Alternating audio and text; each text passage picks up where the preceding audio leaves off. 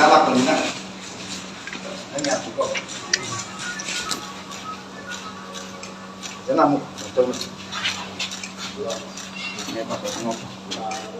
Ya. Jangan terus. May galing da pamalaga. Online Manipur YouTube channel sebing bir bam pum nang pu amukan na taram nok seri han badiam maru iba paw am update thamjage kuki militant sing na mafam tara hen amite yum sing mai thakre misam taret commando ama sire kuki lalho manga kaptuna hatkhre Union Home Minister Amit Shah ki khongchat mangoin na ngarang amasung ngasi galon na ba hingnung yaida hauraga ayuk angan ba phawda kuki lalho basing na mafam tara hen badamite yum kaya mai tumna thakre eke yauna afaba makhal gi nongmai sing sin aduna mitei khunja sing da onsin duna nongmai ka padam hisam tare chire miyoi ni phu gi mathakta sokapan nangle Imphal East ki Goltabida Gorkha Regiment kuki lalhoba manga kaptuna hatkre manga na yamna bukulai sing kona na fare sugnu da kuki lalhoba sing na nongmai kap na bada commando ama sire kuki lalhoba kaya asi ana amasung asokapan nangle hairi press na phangba pawgi matung inna dingarang amasung asi galon na ba hingnung yai matung pung taragani thoi makhai rom tabada Imphal West ki Sekmai amasung Kanglatong bi anigi lon na bada leiba bamboo in kuki lalhoba sing na mai thakre Sekmai mayagi nongthongbom amasung khajeng patta leiba yum kaya amasu kuki lalhoba sing na mai kai mari dagi koisalaga nongmai kapsen duna attack sa tharbo matung da yum sing adu mai thakibani khul sing adu da leiramba miyoi kaya Sekmai amasung atopa safaga da mafam sing da lanjenakre kuki lalhoba sing adu luwang sanggol kuki village tagi kum tharaklaga khul sing adu mai thakibani kuki lalhoba sing na ngarang ahing sugnu serau turen wangma tanjeng wapokpi Gwaltabi napat phayeng yaw nutongan tongan mafam taragi mathakta mitei gi yum kaya mai thakre Kaksing district ki manung chanba sugnu serau wangam pokpina singba mafam singda khundaba mitei khul kaya kuki lalhoba sing na mai thakre thaudok adu da paw phangbada gi police commando sing yaw na ahenba force kaya mafam adu da sangsinduna kan ba mong da nungmai kap nakhi thaudok adu da police commando ani so ki soklaba ani adu gi manung da amadi Imphal Rajmedi city da pukhatuna laikan na ba hotna bada laikan na ba ngamdana laikhidre ba commando personal adu gi maming na SI Thoksom Kiran Kawi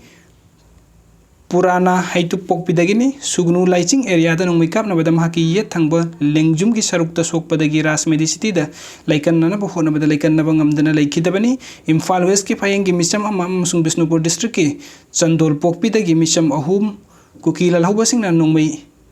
kapsilakpada laikhidre Chandol pokpida misam ahum laikhidabagi thaudok adu kumbi police station gi manung chanba Chandol pokpida kuki lalhoba sing na ngarang ahing nungyai matung pung amarom tabadagi hauna yum kun hena mai thakhi sakliba mai sing adu bukan na bo hona bada kuki lalhoba sing na nongmai kapada miyoi ahum laikhidabani laikhidraba miyoi ahum adu di wangu haluptagi amom yai pheba sahi tara taret apokpa imosa Bisnupur district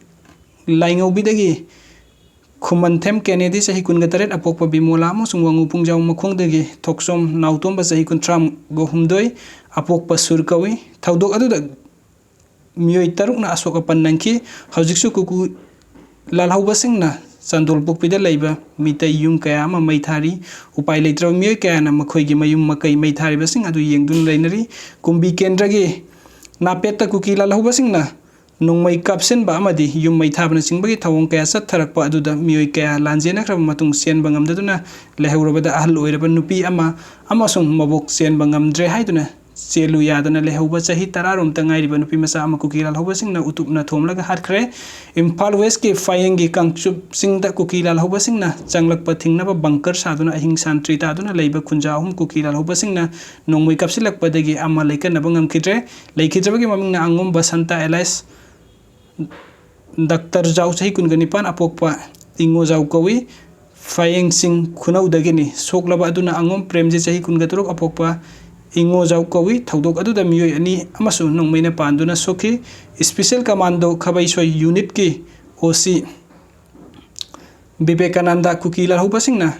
sniper gun sizin aduna kapna badagi yet thangbu kudom bida nongmai maru na panduna soki thaudok adu gi matung tarakpada ahen state forcing mafam adu da Thomjin duna kuki lalhoba sing akan ba mong da khut thoknakre Sekmai kendragi MLA so oiriba minister as dingo lamsang kendragi MLA Salam Ranjan laktuna yengsin ki adubu MLA Ranjan masamakti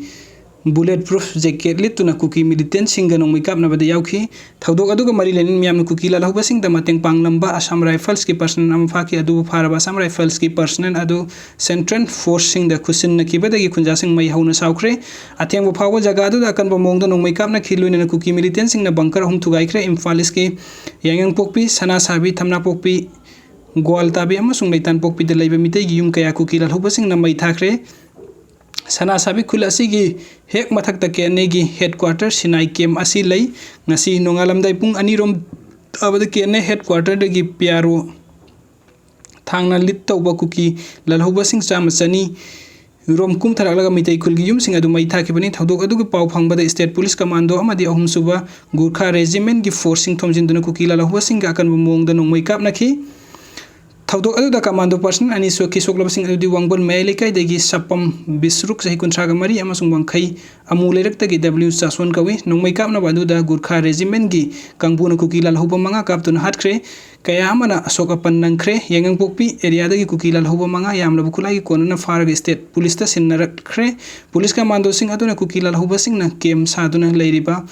फाइमेन अमसुंग तुइसिंग तमना चंगबदा लंबी की मफम कयादा बोम फुमलगा थमलंबदगी पोखाइरकपदगी थौदोकतो police commando personal अनि याउनु Mitcham अहुम सोखी combine force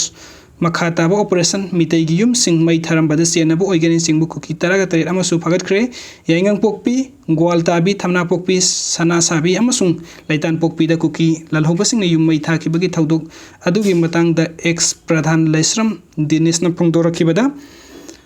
सनासाबी अमसुंग लैतान पोकपीदा cookie लालहौबसिंग yum मै थाखिबगी थौदोक अदुगी मतंगदा x प्रधान लैश्रम दिनेशना फुंगदोरखिबदा हौखिबा मी अहुमदगी हौरगा village अल्टियन सिंग खुसमनरगा